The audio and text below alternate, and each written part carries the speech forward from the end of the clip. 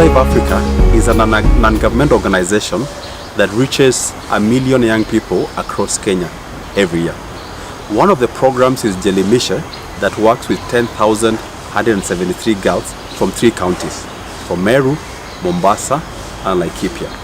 We focus on working with these girls who come from places where there is poor cultural practices such as female genital mutilation, early child marriages, and drugs and substance abuse.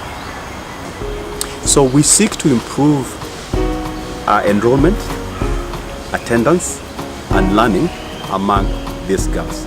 One of the ways we've done this is through integration of ICT in learning, and we've seen across the board over 3% of the students improving their learning outcomes as a result of integrating ICT in learning.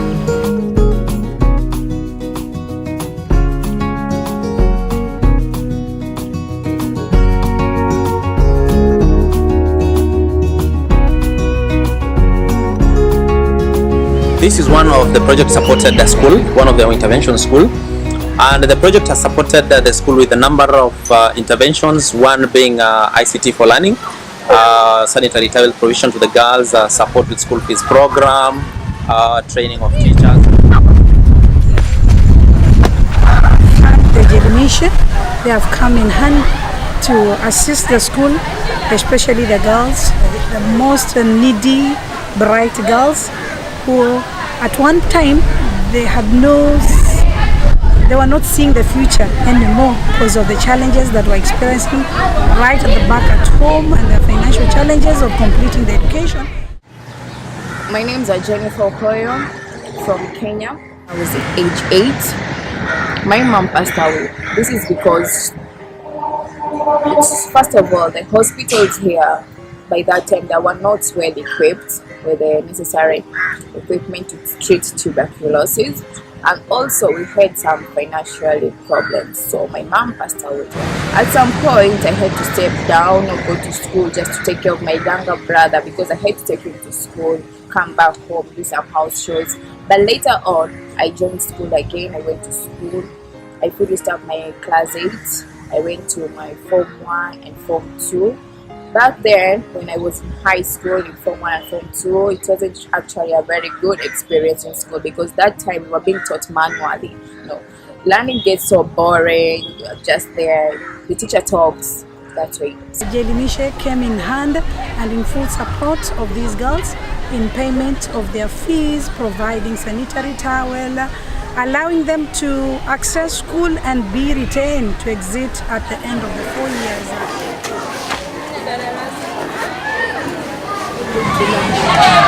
Projects like handing out sanitary towels helps. Yeah, they do help, because you find that some students, like in our school, they don't attend school when they're in their monthly periods because they don't have sanitary towels. But through the Jelimishe, they do bring sanitary towels, and you can see that the rate of absenteeism has really gone down.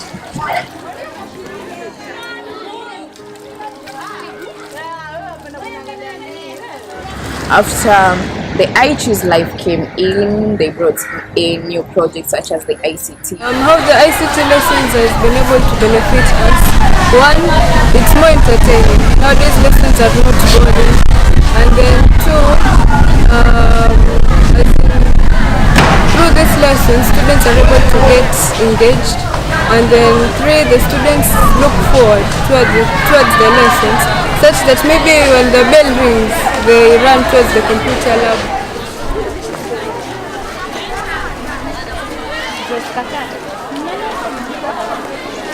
I would wish to say that the school enrollment has greatly increased. The ICT really helped. It made learning more interesting. It actually improves our engagement in school. In the 21st century, students like technology. So when technology integrates into our lessons, it makes it more fun, more enjoyable. Because back then, a good example is in my biology classes, I used to score an C+, you see.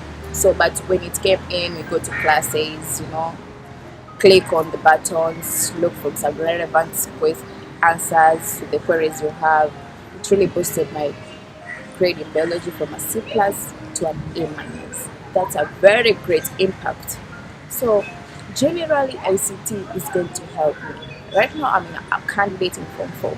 I'm going to sit for my national exams. I believe when I sit for them in November, I'm going to make it in life. Some of the challenges that the project is facing at the moment is that number one, some teachers are afraid of technology. In so doing, they're not really integrating ICT in learning, and some of them feel that they already have a lot of workload, and they feel that by integrating ICT in learning, actually that will give them more work in terms of preparation and all that. Okay, my name is Humphrey. I'm a teacher in this school. I've actually been integrating ICT in my lessons. So I'd like you to join me, if you can, to film me trying to convince a teacher to use ICT. A teacher was been reluctant to use ICT all along. Please follow me.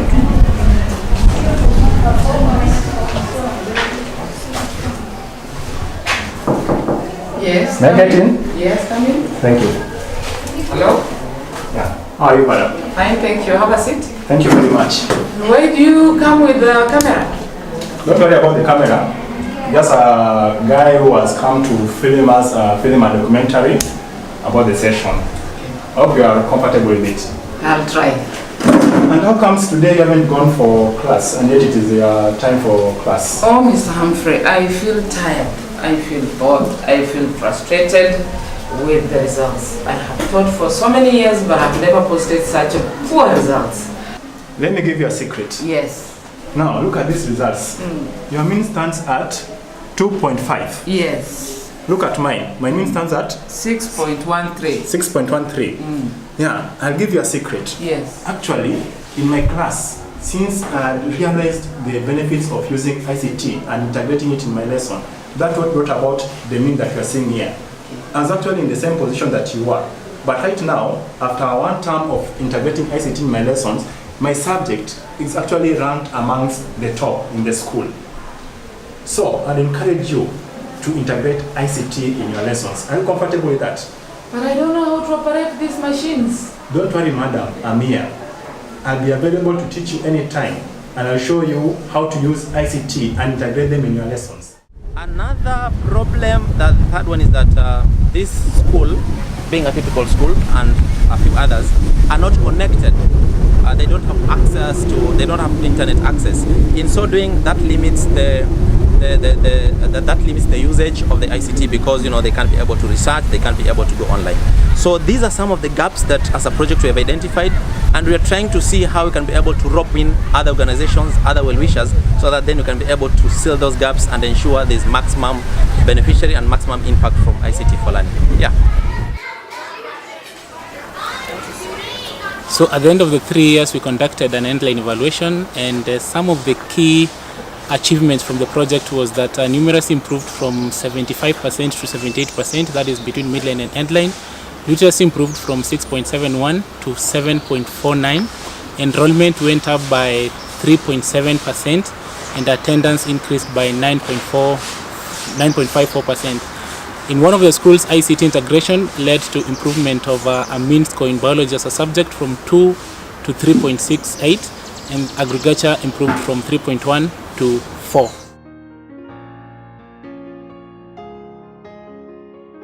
After I Choose Life GEC project came into my life, I mean it will motivate the young people. We will have value for the resources being produced by being given by the government, so that we can transform Kenya and the country as a whole. Thank you. Mentorship has happened at the school level, which is a very critical intervention, even from phase 1, whereby we also had a number of girls, a number of beneficiaries attributing improved performance, attributing increase in self-esteem and confidence to a mentorship that was happening. And mentorship is a crucial intervention, as I mentioned, because what we do is that we engage university mentors, train them on a particular curriculum, equip them or arm them with a manual, different sessions, so that then they can go to the school and be able to identify a group of 40 students across all the forms, empower them with all the sessions, and then facilitate them to be able to translate that particular information and knowledge to others through peer-to-peer kind of mentorship and through a peer-to-peer kind of group.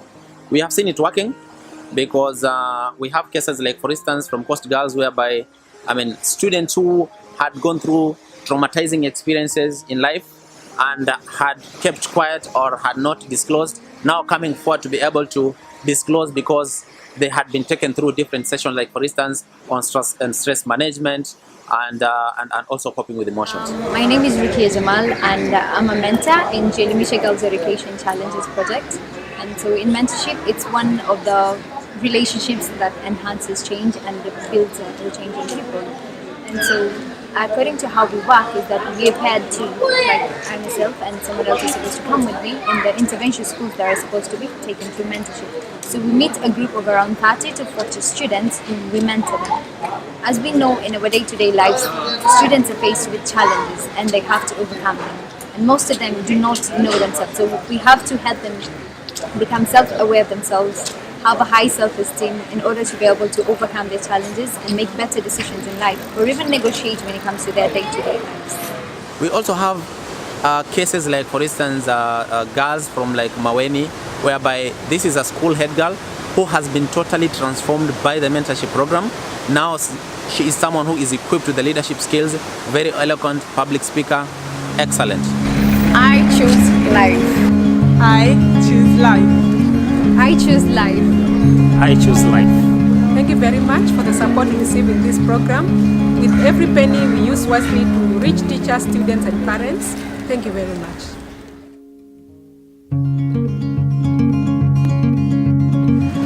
I really want to help people, and once I know I'm successful, the whole society is successful. Like here in Kenya, we say, if you educate a girl, you educate the whole society. It's done.